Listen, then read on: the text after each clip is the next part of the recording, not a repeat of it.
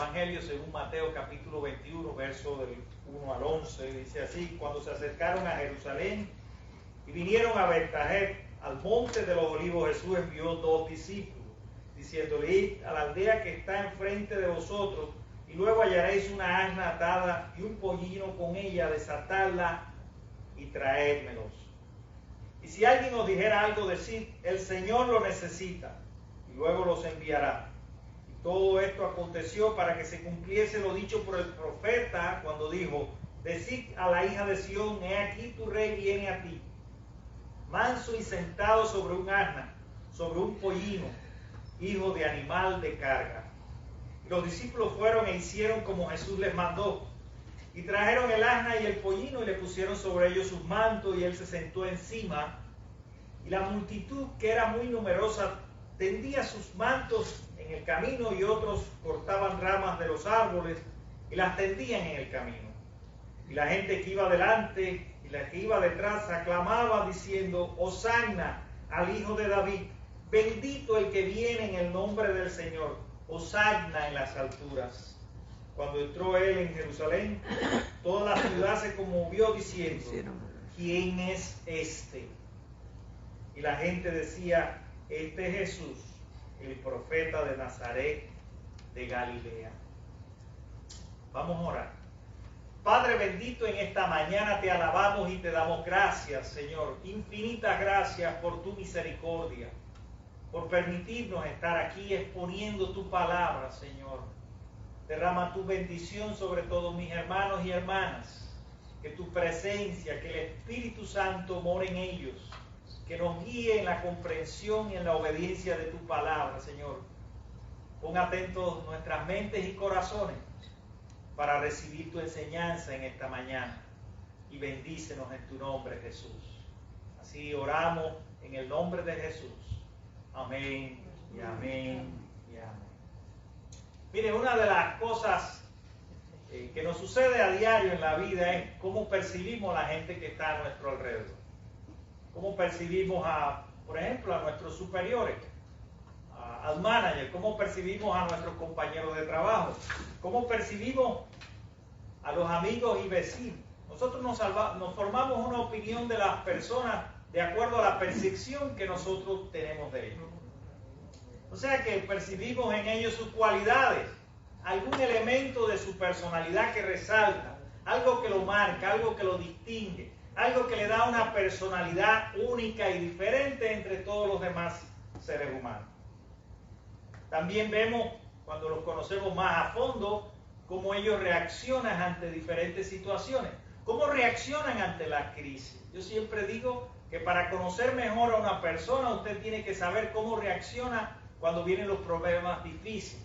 Recuerdo la historia de un padre que quería demostrarle a su hijo de quién era su verdadero amigo, y fue y buscó a todos los amigos que su hijo decía que eran sus amigos, y les dijo una mala noticia. Le dijo: mira, tu amigo acaba de matar a un hombre y necesita que lo escondas en tu casa.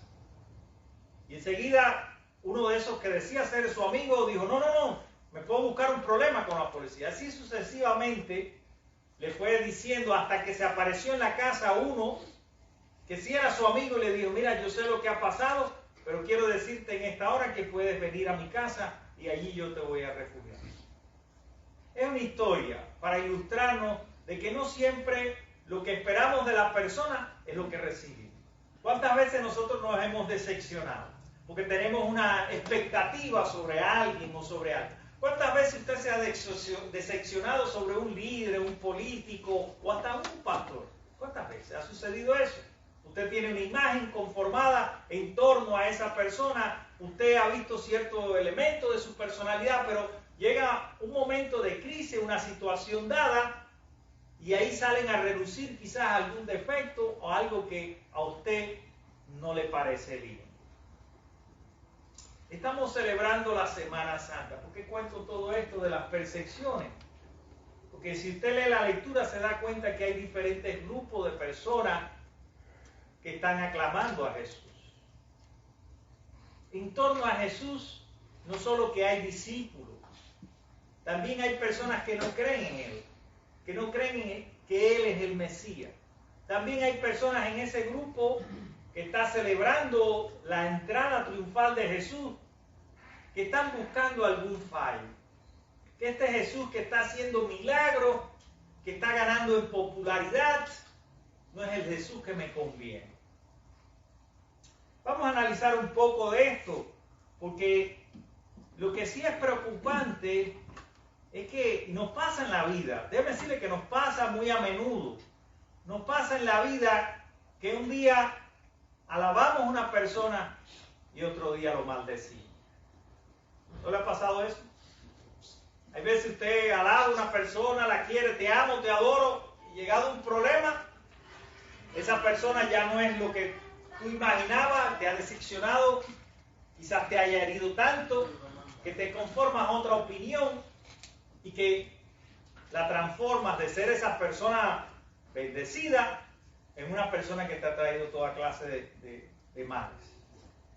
Lo cierto es que es llamativo que esta gente esté allí aclamando a Jesús diciendo Hosanna, Hosanna.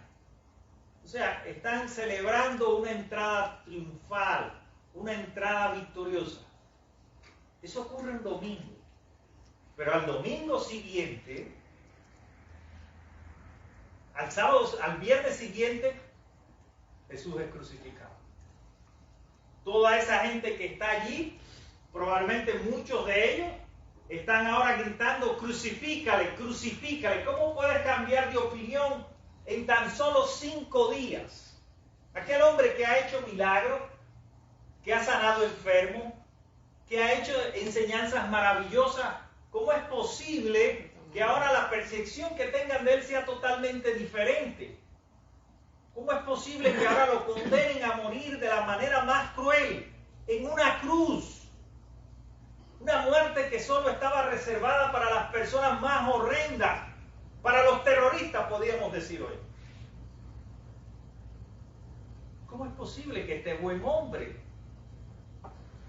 que lo aclamamos un domingo, el viernes siguiente gritemos, crucifica? Mire, note en la lectura que después de toda esta entrada, que tiran las palmeras, que la gente grita Hosanna, Hosanna, viene una pregunta. La pregunta más importante, lo que yo quiero en esta mañana, y es lo que dice la palabra, que te lleves. Mira esta pregunta. Dice aquí en el verso 10, cuando entró él en Jerusalén, toda la ciudad se conmovió diciendo, ¿quién es este? ¿Quién es este que ha entrado por la puerta? ¿Quién es este que están aclamando diciendo Hosanna, Hosanna? ¿Quién es este Jesús? Esa es la pregunta más importante que tú y yo tenemos que respondernos en nuestra vida cristiana. ¿Quién es este Jesús del cual nos hablan los evangelios? ¿Será acaso un profeta? ¿Un buen hombre? ¿Un maestro de ley? ¿Un rabino eminente? ¿Quién es este Jesús? Y podemos encontrar varias respuestas, varias percepciones. Podemos encontrar, por ejemplo, la multitud. La multitud iba detrás de Jesús por sus buenas enseñanzas, porque allí en los caminos Jesús no tenía un púlpito como yo. Jesús iba a las plazas, a los mercados, en la barca, frente al mar de Galilea. Allí enseñaba la palabra de Dios. Los misterios del reino eran revelados. Pero no era solamente por la enseñanza de este gran hombre que la gente seguía a Jesús. ¿Recuerdan la multiplicación de los panes y los peces? Que lo querían hacer rey. ¿Recuerdan esa historia? Que había 5,000 personas que habían quedado después de la enseñanza y se hacía tarde y no había que comer. Y los discípulos dijeron, no, despídelo. Y él allí trajo y convirtió los panes y los peces y todos comieron. Y la multitud dijo, pasando tanta necesidad y hambre, Este es el Jesús que yo quiero. Es el Jesús milagrero, el Jesús que me resuelva mis problemas, mis necesidades básicas. Voy detrás de Él, lo voy a seguir, porque Él resuelve mi problema. Pero no era la única percepción que había en la historia. No era el único grupo que había allí. Habían otros grupos. Esta era la multitud que iban allí, iban los ciegos, los cojos, los hambrientos, los sedientos, y allí encontraban un milagro, una conversión de los panes y los peces, una multiplicación, una sanidad para aquel que no veía. Y por supuesto, multitudes lo seguían, porque me están resolviendo un problema. ¿Cuántas veces venimos a la casa de Dios buscando un Jesús así? Ese es el Jesús que yo espero, el Jesús que me sane, el Jesús que me dé, que me bendiga en mi economía, que me prospere materialmente. Pero ¿quién era Jesús para los fariseos? Nunca se ha preguntado qué esperaban de él. Quizás esperaban de este Mesías, de este Jesús, que se viera preocupado por la ley, por todos los rituales, por el cómo vestir, por qué comer, por qué días guardar, en una religión externa que no transforma el corazón, el Jesús ritual. Y pronto se fueron decepcionando de él. Por eso pregunta, ¿quién es este? Por eso entonces, lejos de seguirle, aunque lo seguían, no lo seguían como un líder, como el Mesías, como el Señor, como el Salvador. Lo seguían para ver qué paso en falso da este falso maestro para sorprenderlo. Y termina en una cruz. Jesús termina siendo acusado por quebrantar la ley de Dios, por decir que era Dios. Y esto para ellos era blasfemia. ¿Quién era Jesús para Pedro y los fanáticos celotes que querían una liberación total y radical del imperio romano? ¿Quién era Jesús para Pedro y aquel grupo de celotes, un partido radical que quería tomar por la fuerza, militarmente hablando, y derrocar el poder romano?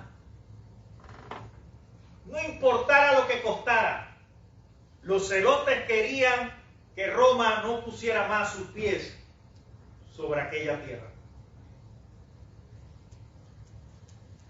Pero pronto se decepcionaron también, porque Jesús le hablaba de amar al enemigo, de perdonar. Pronto se decepcionaron porque no era lo que ellos esperaban, no era su expectativa. Jesús no iba a tomar su reino con violencia, porque su reino era un reino de paz y de amor. Miren cómo dice, pensaban que el reino de Dios se revelaría enseguida, pero Jesús dijo, dad al César lo que es del César. Todos los que tomen espada morirán a causa de ella. Ellos querían un Jesús militar, pero Jesús los decepcionó. No sé si alguna vez Jesús te ha decepcionado. Y quizás suene raro que yo diga esto en esta mañana, porque no responde a tus expectativas, porque no es lo que tú quieres de Él. Como aquel hombre que viajaba a gran velocidad por la autopista y tenía un crucifijo y allí decía Jesús el Todopoderoso, e iba cantando en su carro diciendo, yo puedo viajar a 100 millas por hora porque Jesús anda conmigo y Jesús es todopoderoso. Y en un error, allí quedó su canción. Pero ¿quién era Jesús para los discípulos? ¿Quién era Jesús para los discípulos? Quizás los que más cantaban allí, Hosanna, Hosanna, bendito el que viene, eran los discípulos. El Jesús victorioso. ¿Sería acaso que esto fue una entrada triunfal? Si nosotros vemos toda la semana lo que pasa, que Jesús entra triunfal y después termina en una cruz, ¿era una entrada triunfal? ¿Era una protesta del pueblo? o era una procesión fúnebre. Fíjense cómo se puede leer la historia de diferentes maneras, según lo que tú esperas del otro, según lo que tú percibes de quién es este Jesús. Esa fue la pregunta que en un momento del ministerio Jesús le hizo a sus discípulos. ¿Quién dice la gente que soy? Bueno, unos dicen que eres Elías, otros dicen que eres un profeta, que el que habría de venir. ¿Quién dice la gente que soy? Pero después le dice la pregunta más personal y dice, ¿y quién dicen ustedes que soy yo? ¿Quién es Jesús para ti? Eso es lo que importa en esta historia. No tanto lo que era Jesús para las multitudes, lo que era para los fariseos, lo que era para sus discípulos. ¿Quién es Jesús para ti, para todos nosotros? ¿Quién es ese Jesús que un día clamamos y otro día crucificamos? ¿Quién es Jesús?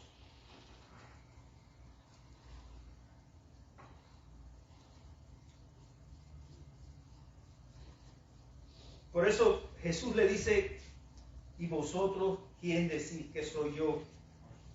Y Pedro, que asume por sí mismo como líder impulsivo del grupo, dice, tú eres el Cristo. Y él dice, eso no te lo reveló ni sangre ni carne. Eso te lo reveló el Espíritu Santo. Es una confesión muy poderosa de Pedro. Tú eres el Cristo. Tú eres el Mesías. Tú eres el Salvador de mi vida. Cuando leemos Colosenses 1:15 al 20, dice, Él es la imagen del Dios invisible, el primogénito de toda la creación, porque en Él fueron creadas todas las cosas, en los cielos y en la tierra, cosas visibles y cosas invisibles. ¿Quién es Jesús? El Cristo persistente que habita entre nosotros, que se hizo carne, que vimos su gloria, gloria como del unigénito del Padre, lleno de gracia y de verdad, y por el cual tú y yo somos perdonados y salvados.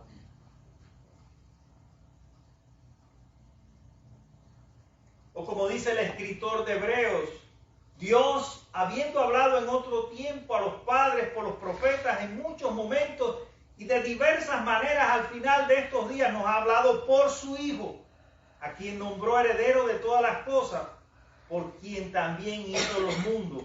Su Hijo es el resplandor de su gloria, la imagen misma de su sustancia, y sustentando todas las cosas con la palabra de su poder.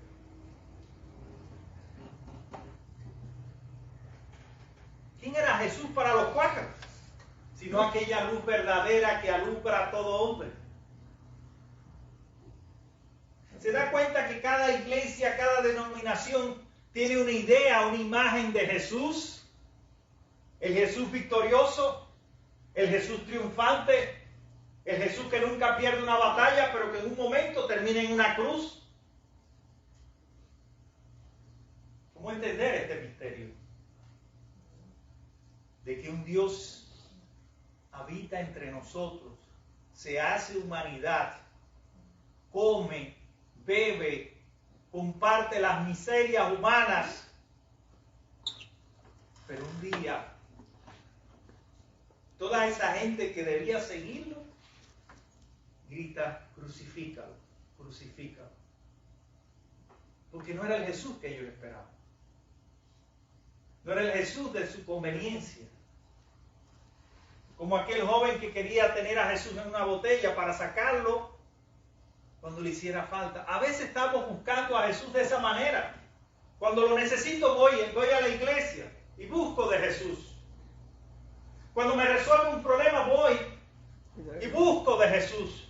Cuando no tengo dinero busco de Jesús. Pero lo que se trata, mis queridos hermanos, es a buscar a Jesús de todo corazón. No por sus beneficios materiales, sino por la salvación, porque Él viene a mi vida para iluminar mi corazón, para transformarme de adentro hacia afuera, para hacerme una nueva criatura, para convertirme en una vasija para su honra y su gloria. Es su gracia en mí la que está obrando, la que está fluyendo. Es esa dependencia absoluta que tengo de Él para vivir, para respirar, para ser lo que soy, para identificarme en el mundo como cristiano, como hijo de Dios, como hermano de Jesús. ¿Quién es Jesús para nosotros? ¿Estamos realmente buscando un libertador, un salvador? ¿Estamos buscando esa luz verdadera quien ilumina nuestro camino y nos llena de esperanza y de bendición?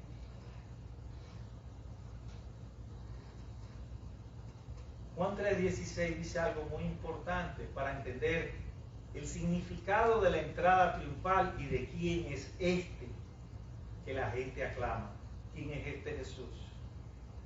Porque de tal manera amó Dios al mundo que ha dado a su único Hijo para que todo aquel que en Él cree no se pierda, mas tenga vida eterna. O sea, realmente, aunque es muy anecdótico, es interesante leer de quién era Jesús para las multitudes, para los fariseos, para los discípulos. Lo que importa en esta mañana es quién es Jesús para ti. Lo que significa eso en tu vida, lo que puede cambiar en tu vida, la paz, el amor y la esperanza que Él puede traer para ti. Eso es lo que importa. El Jesús que estamos buscando. Y en dependencia de esa respuesta nuestra, eso es lo que va a hacer la diferencia de una iglesia. Si es un Jesús resuelve problemas, milagrero, que cuando no tengo dinero clamo a Él, o si es el Jesús de mi vida, o es el Jesús que siempre está conmigo en cada paso que dio, liberándome y mostrándome una senda de amor, de victoria y de paz.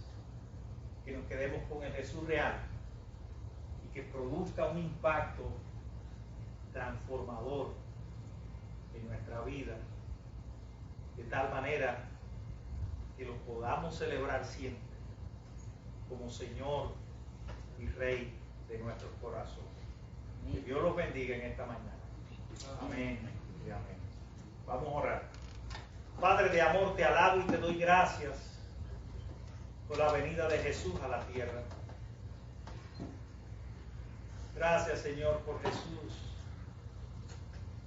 Gracias, Señor, porque sin Él nada somos. Porque sin Él nada podemos hacer, Padre. Oh Dios, que ese Jesús verdadero, real, que ese Jesús que nos habla a nuestra condición única como personas, esté en nuestro camino. Que podamos celebrar la vida junto a Él, con amor, con perdón, con esperanza. Gracias, Señor, por Jesús, tu Hijo amado, aquel que ha entregado hasta el último aliento para que seamos perdonados, para que seamos librados de todo aquello que nos ataba, Señor, de nuestro pasado, de nuestras angustias, de nuestra falta de fe. Ayúdanos a creer más en ti, Jesús, a vivir como tú, a celebrar esa vida juntos, alegrar el corazón de tanta gente que tiene una noción equivocada de quién es Jesús. Porque de acuerdo a esa percepción que tengamos de ti, así también va a ser nuestra vida, nuestras actitudes, nuestra conducta, nuestro testimonio, Señor. Ojalá que cada uno de nosotros te convirtamos a ti, Jesús, en el Rey y Señor de nuestras vidas, en el que gobierne cada decisión y cada acción, para que esa imagen que proyectemos al mundo sea de un resplandor de gloria y de honra para ti. Así en Jesús te lo ruego, Señor. Amén y amén.